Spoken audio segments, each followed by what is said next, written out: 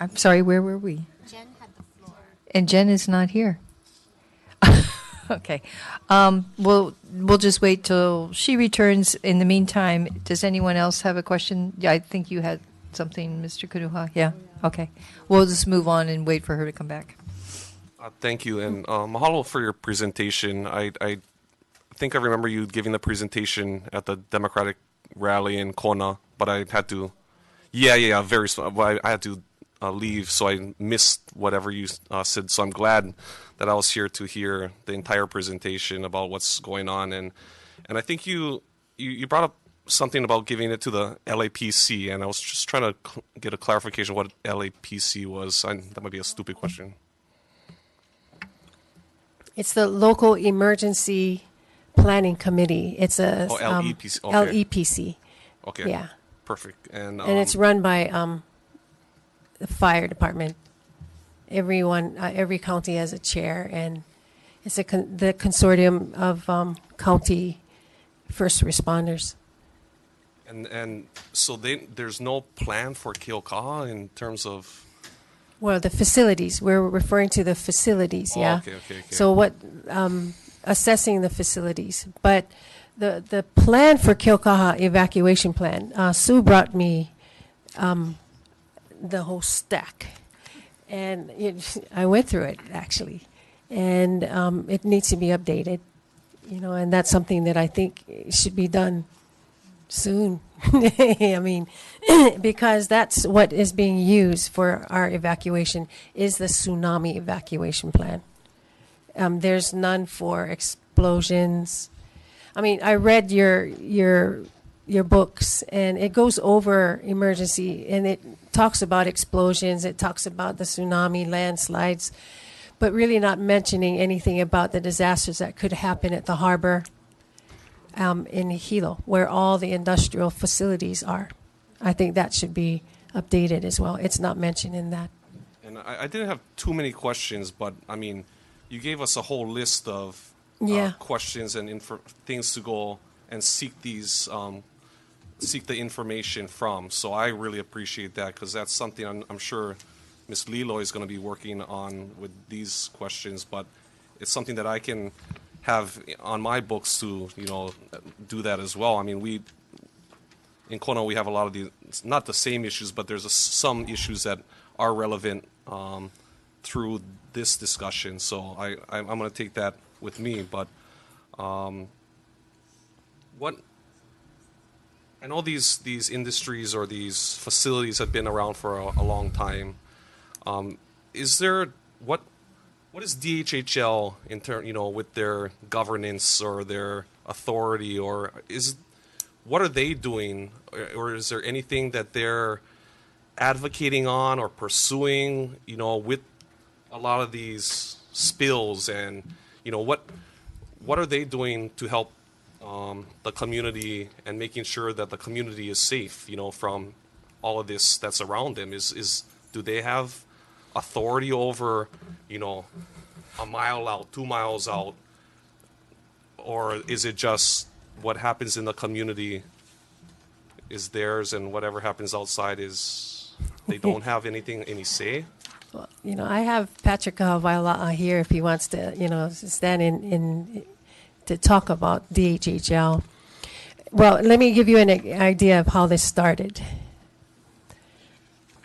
There was an environmental assessment that was being proposed through OEQC that was going to have, it was called an infill project, and that was to house families, award them in Keaukaha.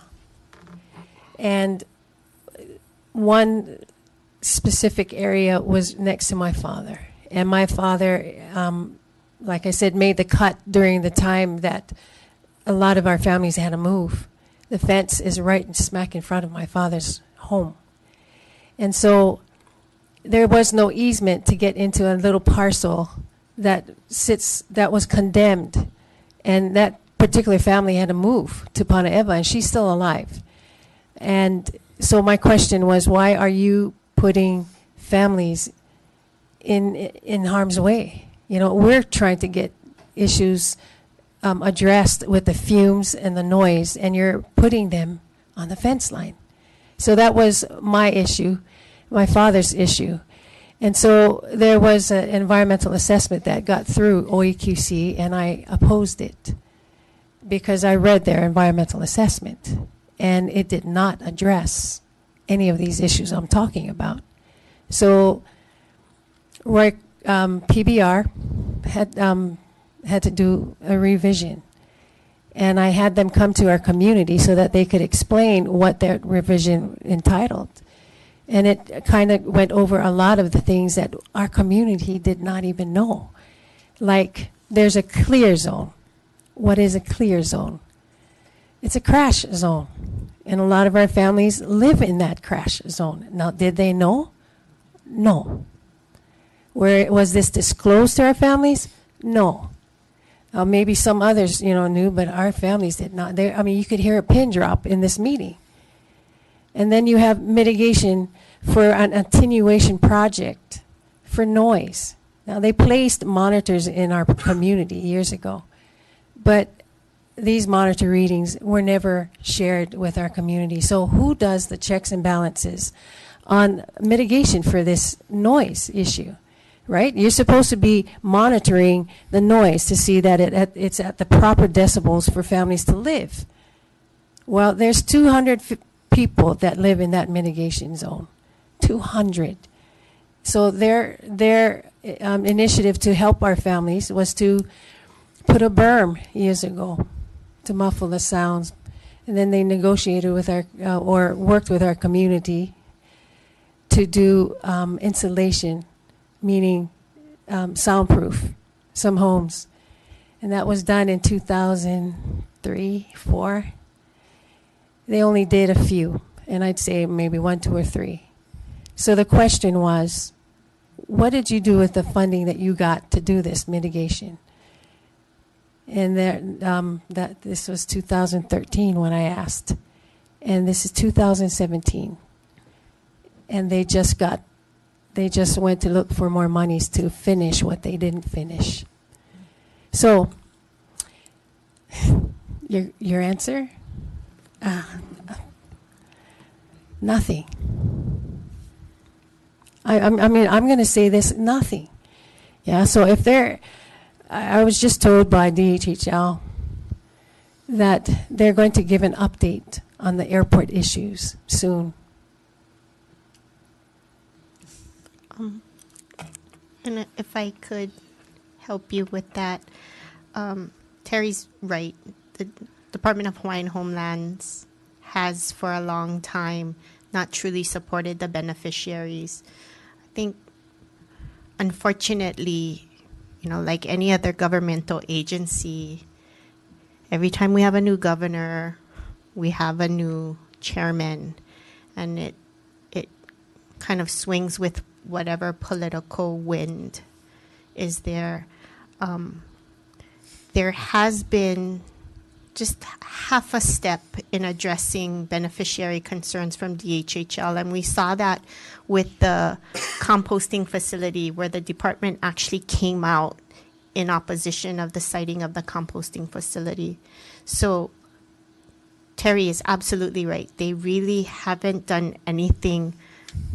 I am hopeful that with more beneficiaries pushing the department to speak more on behalf of the beneficiaries rather than a political agency, but we still have a lot. This may have just been a blip on the radar, but they've also engaged in our own community development plan, similar to what the county has for the different communities. Hawaiian Homes has their own community development plans too.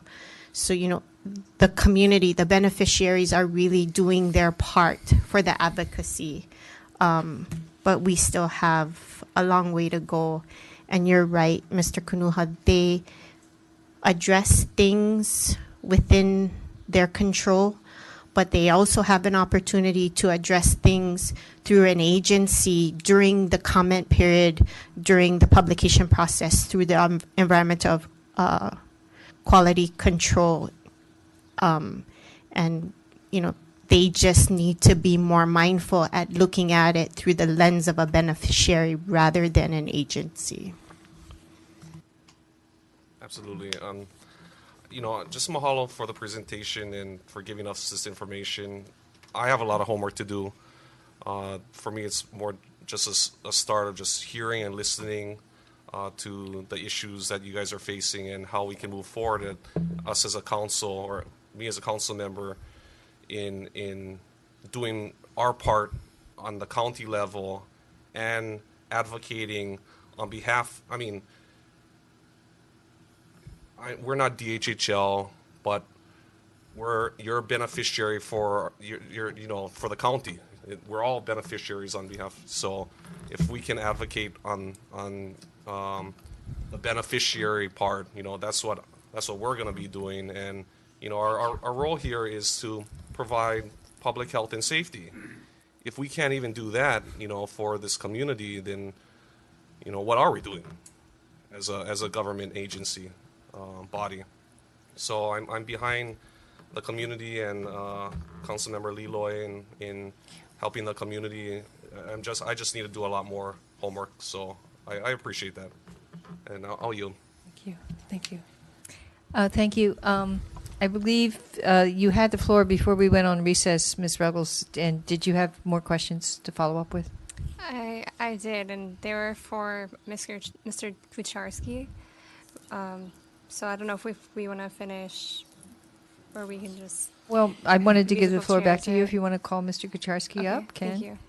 Yes. please stay. I mean, just-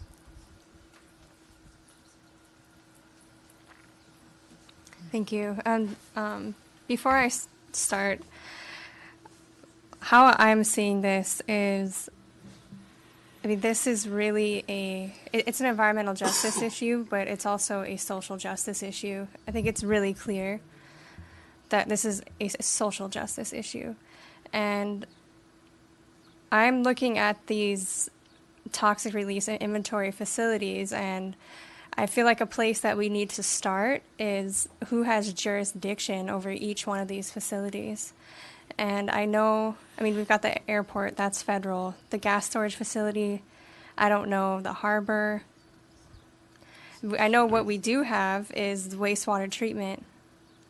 And so that's where I wanted to ask Mr. Kucharski, what steps have been taken, and are there any more steps that you plan on taking, your department plans on taking to protect the community more than we have been? Bill Kucharski, Director of DEM. The sewage treatment plant is that we're currently operating is meeting all federal, state, and federal discharge standards. That's not a great answer if you don't like the standard, but that's what we are obligated to meet, and that's what we do meet. We have just completed repairs on landside and oceanside discharge lines, and we talked about some of the cost overruns that we had on the ocean side, and we're working on that. We have things that we can do. We're looking at additional types of treatment. One thing that would be very nice to be able to do is to construct some engineered wetlands. We have the land, everything is fine, except we also have an awful lot of rain, which means if you do an engineered wetlands, you've just increased the flows out of your discharge system by orders of magnitude. And so that's something that really we can't do. We're looking at disinfection, different kinds of disinfection. Instead of the chlorine, going possibly to a UV disinfection that would be less onerous to the environment. exactly how we fix that, how we improve the discharge standards. If we upgraded the facility to exceed the federal discharge standards, we could do that. That would be a function of new design, modifying the system that we have currently there. The plant is not in great shape, but it's not really that old either. It should be in much better condition than it is in. But going in, and we would be looking at a major redesign of the facility in order to come out with an R1 or an R2 water out of there. The problem with R1 water here is that we really don't have a lot of water needs that are not met by our rainfall. But we could make R1 water. It would be a significant investment for the county, and that's an issue that we can address, and we can approach and take a look at what that cost would be. But there's hardly anything that you can't do if you have the funds available and the time. But that's something that we could pursue. Taking a look at some kind of more of a polishing of that of our discharge water. Essentially, when we're at that point, we're looking at sort of a supplementary treatment system. So it would be considerably more expensive than what we're doing now. We can do that. We're looking at alternatives. It's just not something that I can't just say I can do this. I can pull this off the shelf and all the problems will go away. I can't do that, but we're looking at alternatives, and we can look at upgrading the treatment, but again, that is going to be something that will allow us to exceed our discharge requirements federally. And if the county decides to go that way, we can obviously do it, but it is something that would not be an inexpensive alternative. Mm-hmm. Okay, thank you for that. So what I'm hearing is currently we're meeting the federal standards for the wastewater treatment facility.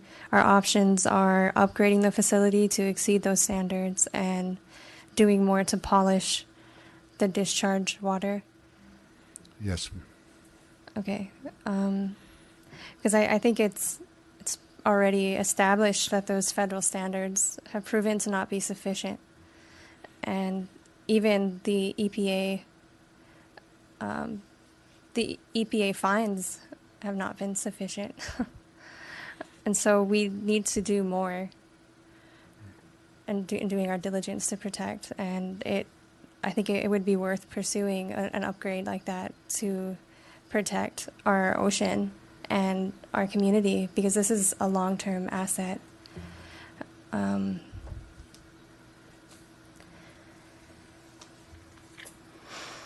I think that a place that we could all start, and this is something, is, I mean, ideally, what I'm looking at here is that the evacuation plan, the hazard plan, the community insurance, while those are all good, is that enough to correct the situation? And I mean, ideally, like you said, it would be great if we could relocate it, because they were put in the place, they were placed inappropriately in the first place. They shouldn't be there in the first place. So where we need to start is looking at the permitting process and who has jurisdiction over each one of these facilities. And I don't know what other, I mean, I want to help in any way that I can, and I'm sure the rest of this body is. And so I don't know if this is the proper place to start brainstorming on that, but I'd like to hear the rest of your thoughts. Thank you. Oh, so with that, you yield? Okay, thank you. Thank you, Bill. Ms. Eoff. Thank you, Madam Chair. And thank you, Terry, for pulling all of that information together. I mean, you've done so many years of, and generational years of gathering information without too much support, it seems like. And Polly Kapu as well, your testimony was really revealing when you mentioned and kind of brought a clear picture about the endangered species of the Native Hawaiian population. And it made me think about, I guess, President Clinton issued an apology bill to Native Hawaiians, realizing that there's been a adverse impact from all of the things that have happened. And yet, what's the good of an apology or an apology bill without some action? And I think, you said that maybe the last resort is legal, is lawsuits. But, some of these, it seems like these facilities, like you would have leverage, knowing that they're going to lose in a major lawsuit, to at least request what you're saying is the most simplest. First thing is either for them to be required, whether they're grandfathered in or not, and whatever, to do a more current update, kind of an EIS or a cultural impact statement or an environmental impact statement, or some type of serious study that would lead to some mitigation measures. So, I don't know. You guys have done so much more, thinking about this. I don't really feel, qualified to give any suggestions, but those are some of the thoughts I started to have. Well, it's a very big issue. Sure. Yeah. Talking about Hawaiian Homes, it's the governor is not appointed by Hawaiians, by maybe in votes. And then as you sit here as council people, you're elected by districts. Our commissioners are appointed by the governor, so you don't get that representation like you do representing your district. So you got to understand that from the top down, the Hawaiians don't have no say-so. And even their employees, they put who they want. On the permitting situation that you asked, you could ask Aaron Chung, and you could ask Mr. Kamela Mela that was around when I was around doing these arguments and making these points. And you should ask them what agreements were being made where you were allowing the development of the harbors or the development of the shopping centers, and a lot of the things that was going on with Hawaiian Homes when your corporate counsel, and what agreements were being made when you were drafting up these agreements and permits, you and Joe. At that time, you were, like I say, corporate counsel for a long time. And I bumped into you guys when, our hair was still black. And so you guys have a record of knowing how these things all happened, and your record of not following up on this to bring things up to date on issues. And now we're talking about problems that were allowed to compound themselves because of agreements being made without us knowing about it. So maybe your colleagues should be asking the old-timers on how did they let things go and how much they were giving in agreements, and why aren't that being part of resolving our situation today. So I just wanted to let you know that this stuff been around a long time, and you got two old-timers inside here that maybe we're part of the problem and not the solution, because if we got a problem today and they were part of addressing it at that time, somebody missed the boat somewhere.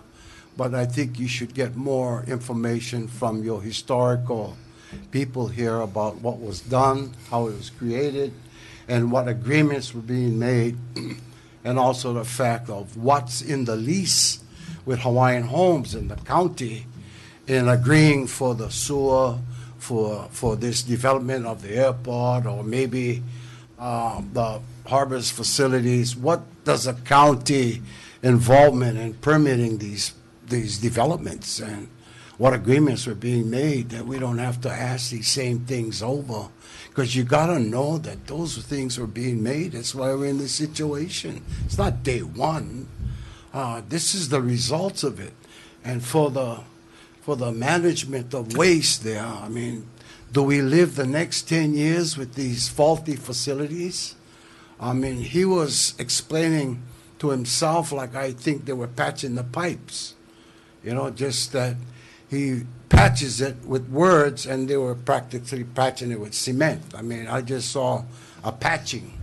It's it, you know, so I just see a pattern of just going around and everybody not coming up with legitimate answers. So just wanted to express that really it's frustration of being repetitive all these years, saying the same stuff, and all of us know that, but I don't know the comfort or what it is. Hawaiians should have a place, man. It should have some recognition, and there's so much emphasis put on migration and immigrants that what about us? Man, we're not that. You got generations of immigrants sitting in this room. I'm not.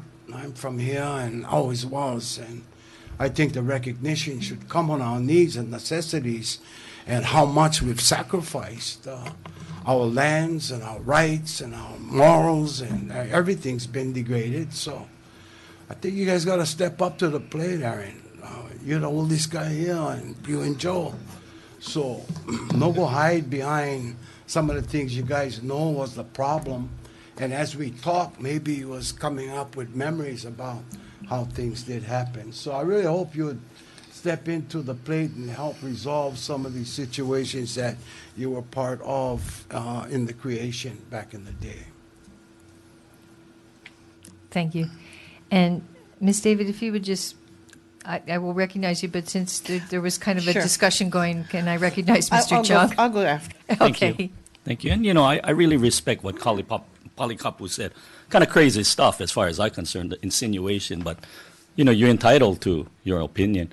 You know, implying that Joe and or I knew about some kind of secret agreements with regard to Not the... secret. Wait, Not secret. Palikapu, while you were speaking, I didn't interrupt you, right? Go ahead. Okay.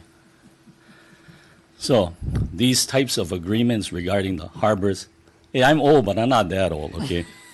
Harbors were there long before I ever was born.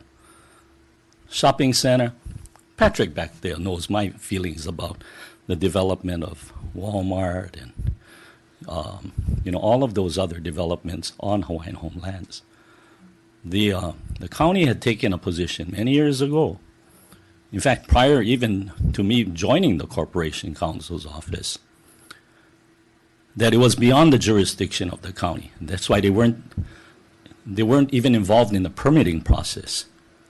And that's something that I really took exception to on a personal basis, but I never advised the planning department or anything like that. Never was involved in anything. I don't even think Joe was. Joe was in the litigation department.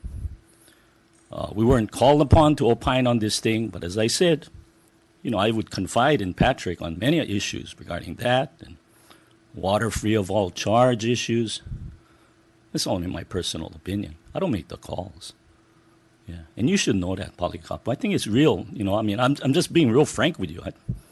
I take offense to the kind of insinuation you're making. Okay, but you're entitled to your opinion. You can believe whatever you want to believe. It's fine. But, and you know, really, I wasn't going to say anything tonight. But I had to respond to that. And I will say this it's going to be my only statements tonight. You know, the Keaukaha area really holds a dear place in my heart. And I've long felt, just like, you know, Terry theorizes, that there was some funky stuff going on right around when you enter Keaukaha into the homestead on Kalanian Ole. Whether you call it a cancer cluster, I don't know. There were some things going on that, you know, really raised, you know, concerns, and just based on my intuition, yeah, there were some health concerns. I don't know what they're caused by. I'm not a professional or anything like that, but just my intuition leads me to believe there's something unhealthy going on there.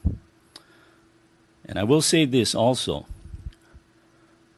I think what's been presented here today, when you're talking about safety issues, and safety issues particularly as they relate to a community, those concerns will resonate with any person.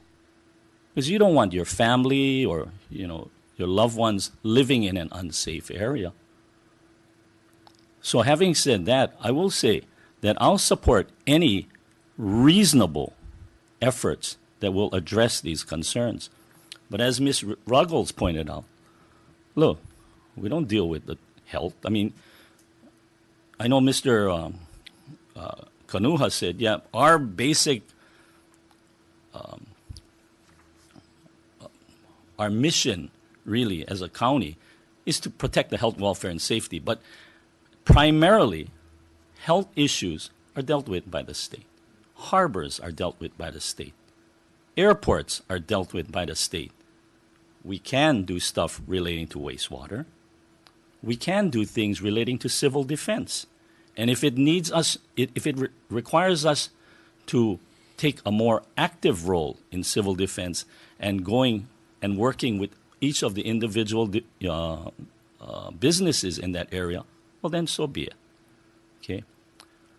But if we start doing things like maybe imposing more insurance requirements on these people who are already there, I think that's going beyond the scope of what we're able to do, quite frankly. So I'm saying within the context of what we're able to do and our authority, you have my full support. You guys have a fantastic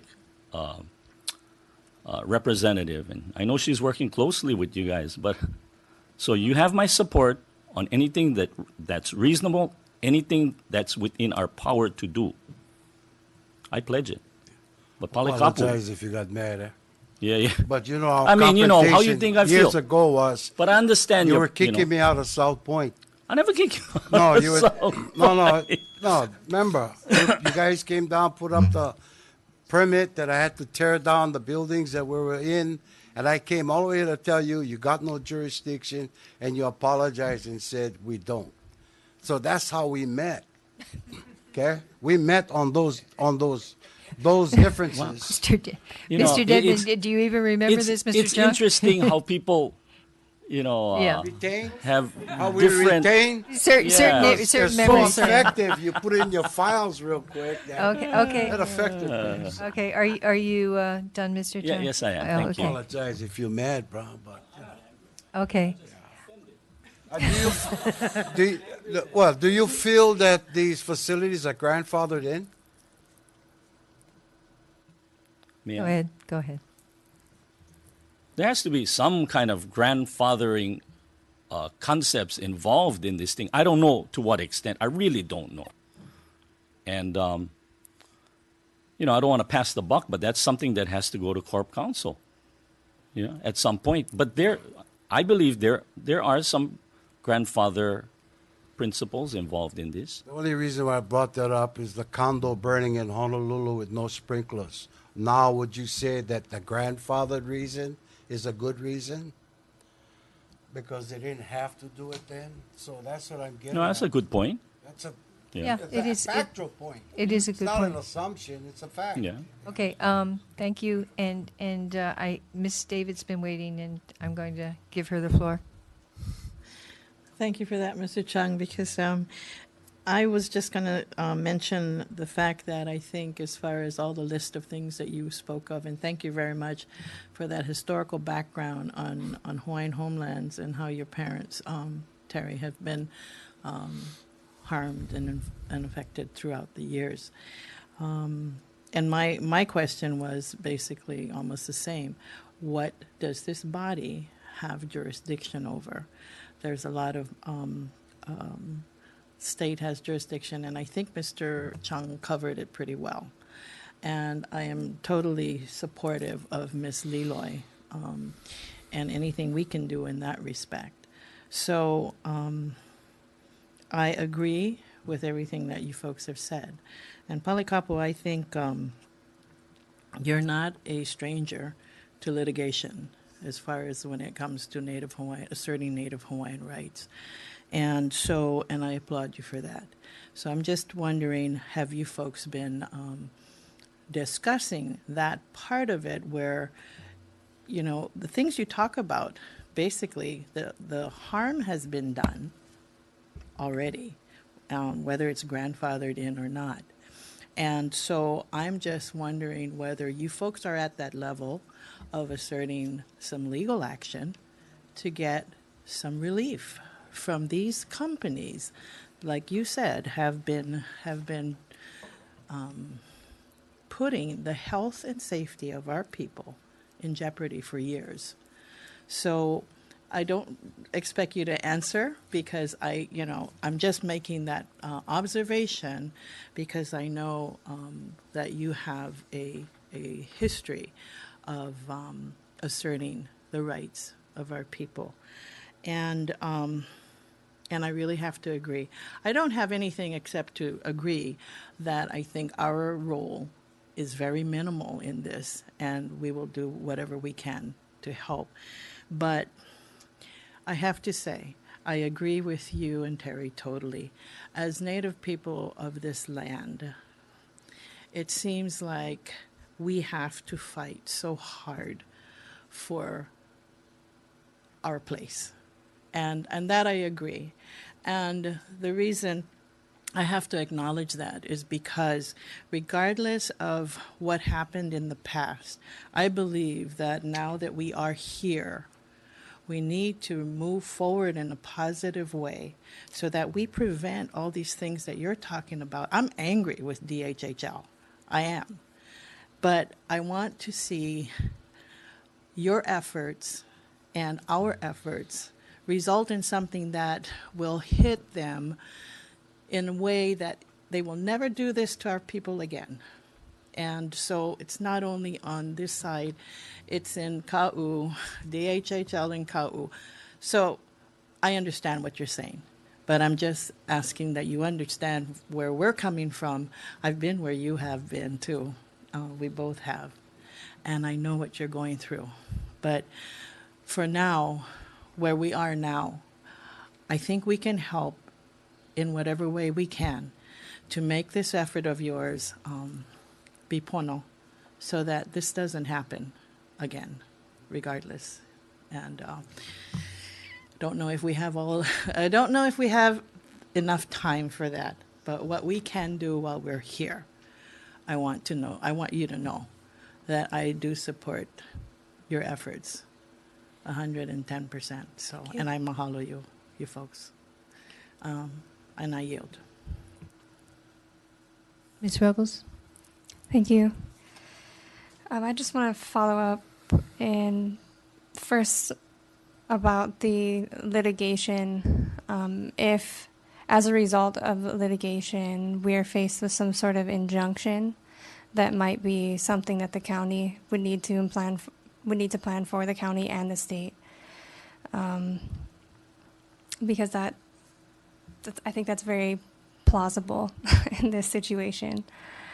And in the short term, I will be doing what I can to support you in getting those plans and the insurance. Thank you. And in the long term, really, the community, the people were there first. And these facilities are not meant to coexist with communities and residents like this. So we need to do something to be working towards the long term and figuring out what we're going to do about that, if it's going to be the facilities or if it's going to be the people. And I think that we need to work on moving those facilities and restoring and healing the land there in the long term. So please let me know what I can do for that, and I'll keep going to the meetings. And Thank you. Overall, I think that's the direction that we should be going.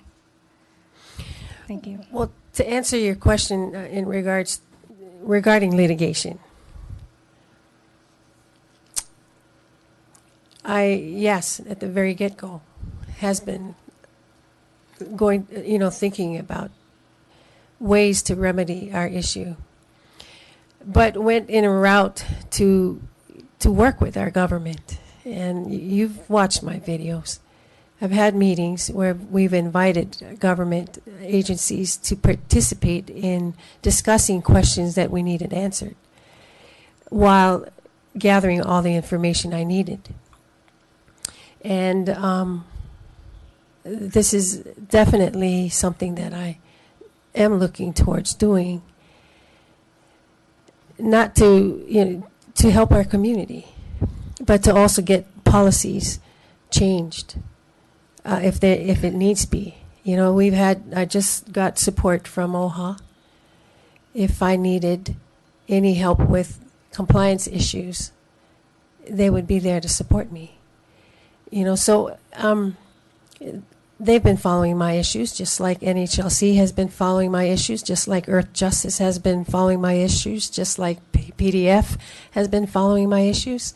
But I'm here today because this is the process. We start first with our home rule and the people that we are closest with. I appreciate the council members that have attended my meetings. I appreciate Mr. Kucharsi, who have attended my meetings and willingly giving me information about reports on the Puhi Bay pipes, also the landfill issues. And I appreciate Civil Defense. I appreciate Gerald Kosaki, who runs the LAPC, because they have been discussing our issues in their meetings. And one of the issues are emergency response. They mentioned that they would like to retrieve evacuation plans that are updated from these facilities. And if that's something that you can help them with, that's huge. That is huge for our first responders. And that is something that I'd like to ask you to do, is to help our first responders be fully equipped so that they can do their job, and to also find ways of remedy. And that was the reason for the asset fund. This asset fund was originally being discussed for emergency response and monitoring, and having them fully equipped to deal with this issue. And I brought Pali because I wanted him to discuss the geothermal asset fund and how it was developed. If you don't mind, I'd like you to hear that, so that, and I actually got all the paperwork for the geothermal asset fund. I also went to ask for some ideas as to how I could template something like this for helping our emergency responders, helping county to go and fix their pipes. I want to help them be able to help us, and that's the reason why my idea of this asset fund came to be. If you could retrieve the fees that went to the oil tanks, I mean, they have their fees go straight to this OSL, oil spill, OSLTF, and this is where the fund goes. And you can, I didn't know this, you could go and apply. I mean, shouldn't these fees come to the people that it's impacting, right? We don't get any of that. But they said you can go and apply for it. Yes, so these things that, we can talk about on the table to find some ways and means to fund our emergency responders, make them equipped. They told me that their outfits cost $3,000 a piece, and that they were only able to get a few. You budgeted them this year. So, I mean, I got to hear as to how, they feel that they could be more prepared if they had the money. Right? So this is me going, gosh, how can I help you guys get the money? So I wanted him to go over the asset fund. I was told that we have no jurisdiction on telling any state entity what to do. Like you said, it's the state. We telling the state, hey, you guys got to give money, but there's got to be a way to be able to have these people do their best practices. And there's got to be a way for them to figure out what responsibility they have as a corporate social responsibility. Every business knows about that, what they need to do. So I wanted him to explain. Yeah, the geothermal asset fund is not a taxpayer's burden. It doesn't pay that. That's just royalty monies, right? And you just wait for your envelope every month to come to your mailbox, and here's your cut from geothermal royalties. Well, the county gets 30%, OHA gets 20%, that they left. Yeah. OHA gets 20%, and the state gets 50%. So I think they're obligated to fund some of these studies and these monitoring devices and look into these problems, because it's the people of Puna that's being affected. It's Big Island's taking the bite of this, and the state's taking all the money and not looking at how they remedy the problems while they're taking it. And they're hanging on to it in Honolulu. And OA takes the other 20%. I call it prostitution money. You know, they know that they're raping a religious belief for 20%. So that's what they're getting out of it. So there's other ways of going after the funding, and it's because it does come from the Big Island, and it does affect the people. So you have more of an argument to the state to get some funding from them, and not just take taxpayers' money. It's not taxpayers' money. And if you could take these asset funds and go, like Billy, go fix the roads and spend the monies all down Puna for these alternative roads, that was asset money. So asset money. So you guys can take to me for the use of how they put the monies around in use. I just thought that would be a way of looking at funding instead of saying we no more money, so you go die. Just go look at other alternatives, and it's like 50 cents out of $1. They get it 50 cents. You get 30 cents, and I get 20.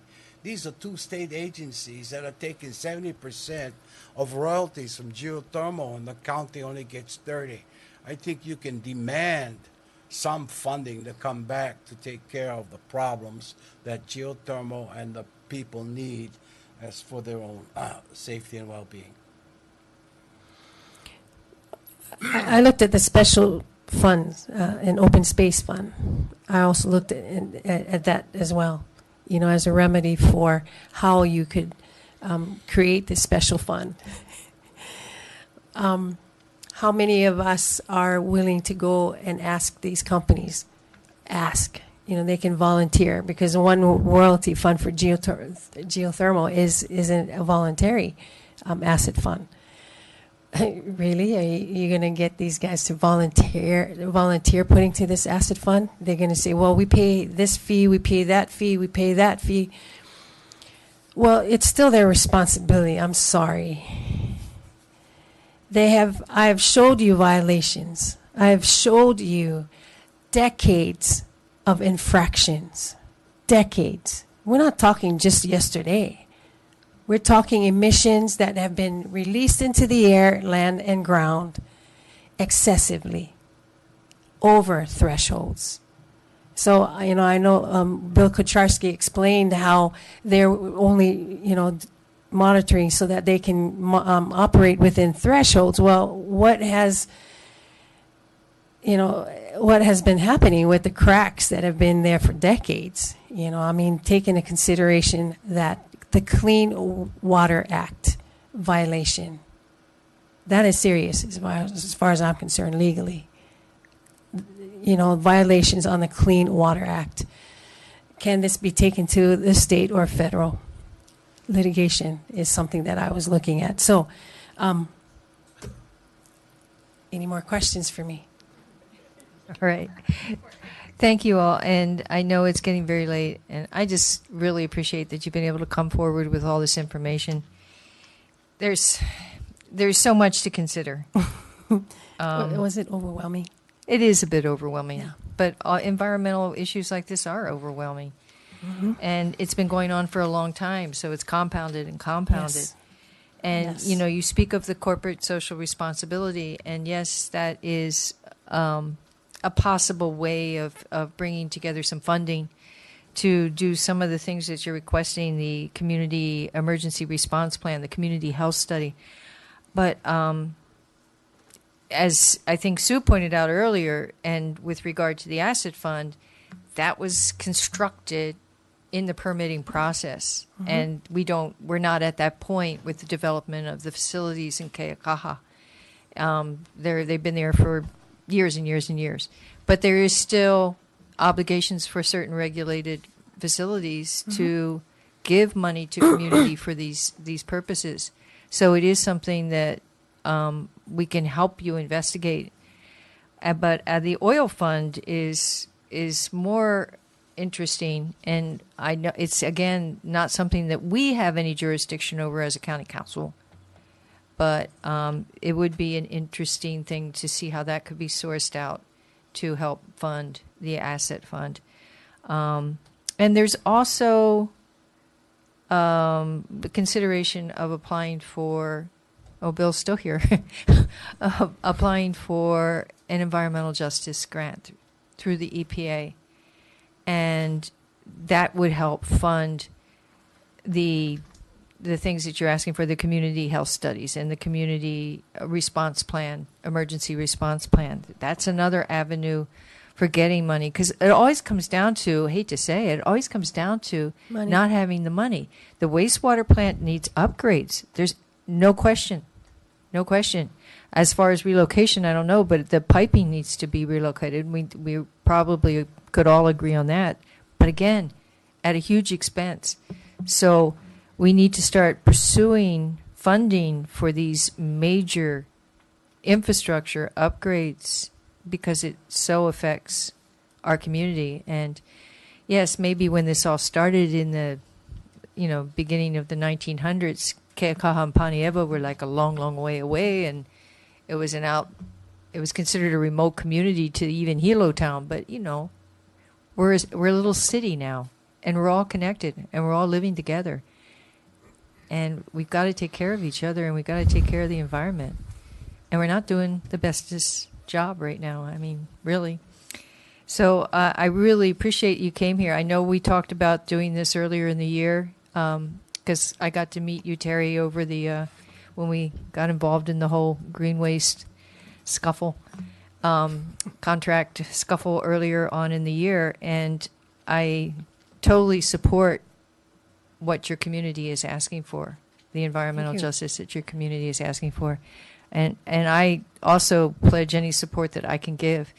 A lot of it, as we've talked about, is at higher levels of jurisdiction, but there's a lot of smart people in the room, and if we all work together, I think we can make some headroom here and start giving back to the community what it deserves to get. So thank you so much. I really appreciate it. I appreciate it. Thank you. Yeah. Thank all you guys. Thank you so much. I have to one more. I'm feeling everything. But you had to say something, man. He wasn't going to say anything. How's that? Thank you. I appreciate all of you, especially coming to our community and at least answering our questions. And we're not only complaining; we're trying to find remedy, and that's why we're here today. Thank you. Thank you. Thank you. It was an immense amount of work, and you've got a lot ahead of you too. But thank you so much for doing that. Thank you. Thank you. Okay, guys, that's the end. Can we have a motion to adjourn? Got a close file. Oh, we got to close file. We got to vote, guys. Sorry, it's getting late. Forgot. Okay, we got to close the file. All those in favor? Aye. Anyone opposed? Okay, we've got 7 ayes. Tim Richards and Valerie Poindexter excused. Okay, motion to adjourn. Yes. Okay, we're adjourned. Thank you so much. Aye.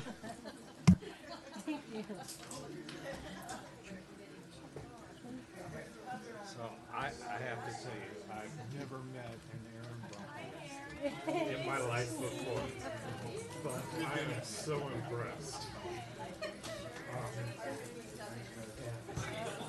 The thing that I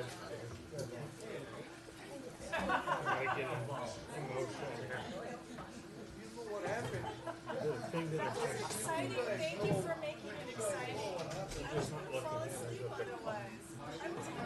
you're looking holistically at improving the system. I've been here for 5 years after we retired from the board. And I was in environmental services, and I was in wastewater.